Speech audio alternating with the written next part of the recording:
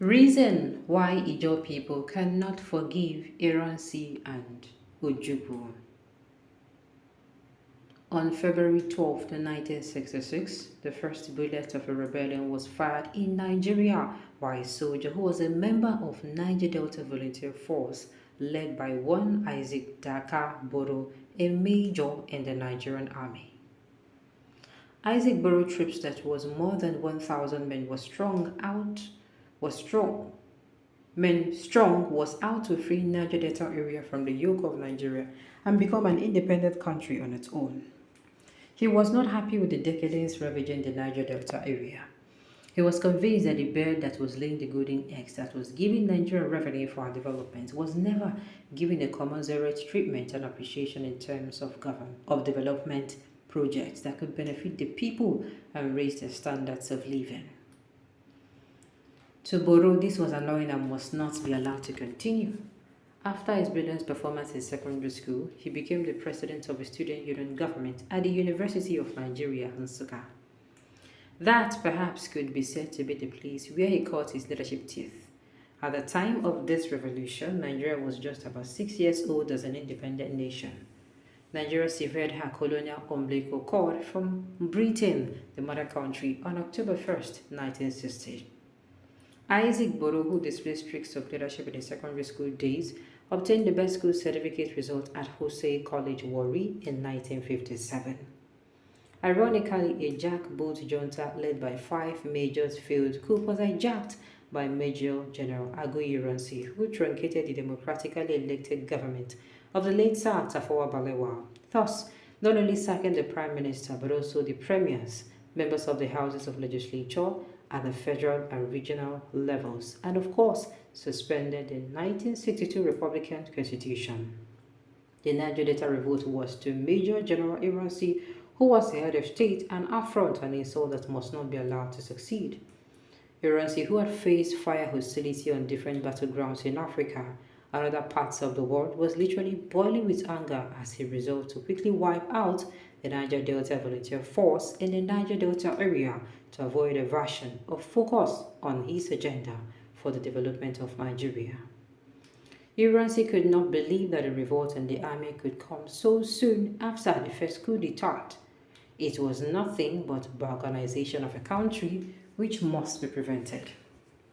Named the Niger Delta Republic, it was a result of bold effort of those who could be called a ragtag army ready to confront the Nigerian army and succeed.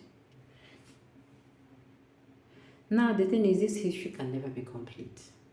Anytime I read about this, my heart bleeds. Why? Because number one, we cannot know what happened. This one will come outside.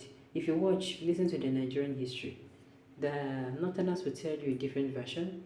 The Southerners will tell you a different version. Inside the Southerners will tell you a different version. And me, whatever is going on in this country today, that is making us not to be united, I kid you not, it is as a result. It is as a result of the fact that we never, as in the history, we never lay our hands on the truth, number one. It is still the wounds of the war that is causing us to be separated.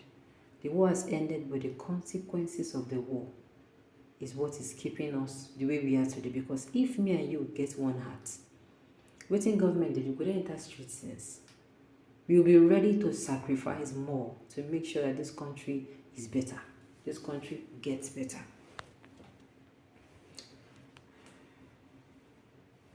Faceless writer of this nature, agent of hate, disunity and self-center, we need a new Nigeria. Now listen to this. Now just listen to this. The Igbos are the most useless tribe I've ever seen.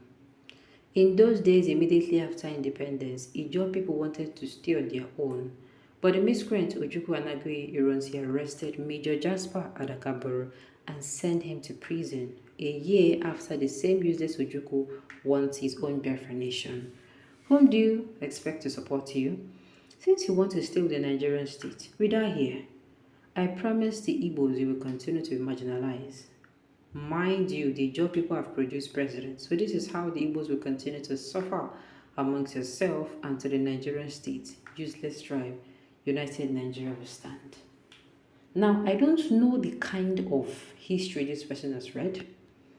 I don't know the kind of hatred. That is why sometimes when I see some things, let me they see these things now.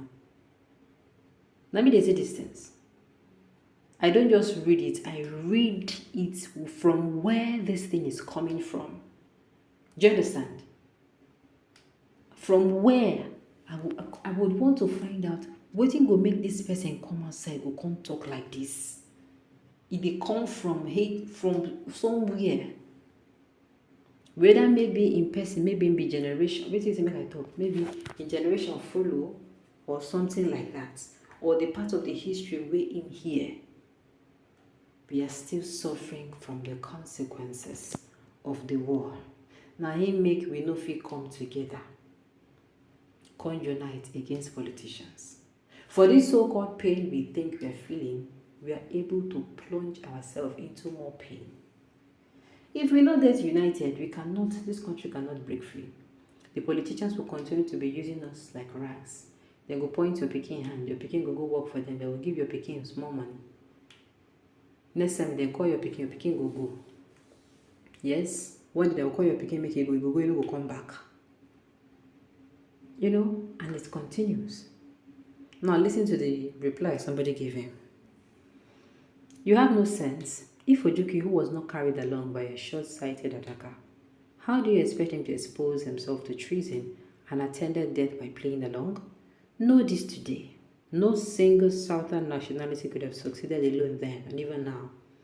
When considered efforts could have been freed, the South from Fulani manipulation wasn't Ojukwu the arrowhead, but your people out of short-sightedness again ruined it for everybody by turning saboteurs to the same Fulani you're running from. You were a confused lot. Ojukwu was duty bound to arrest Sadaka, or his head would have gone for it by military tradition.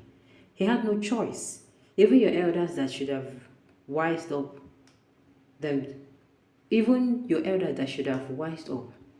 themselves, woolly-brained with insults against. You guys had better wake up to the realities of strength and synergy and stop pointing accusing fingers at the wrong people. What is wrong with what is happening today? Fulani owes your always. See, Ironsi and Ojukwu dash them. This has always been their game plan. Separate us and deal deadly blows on us individually. That is it. With this pain, you feel every time you come out. That means you are ready to be slave. As you talk to some people, you are ready to suggest your generation to slavery, because this is what they for this country is slavery. Imagine people who call me, they come work for us. Then they collect how much money a month? How much? 30,000. Check out now. No, check out. It makes sense. So until we come to the realization that this is what these people want, to set up us against each other all the time, now then we will know, say, our mood and do. Alright, on this note, we have come to the end of the news. So thank you for tuning in to listen until I come your way next time. Enjoy the rest of your day.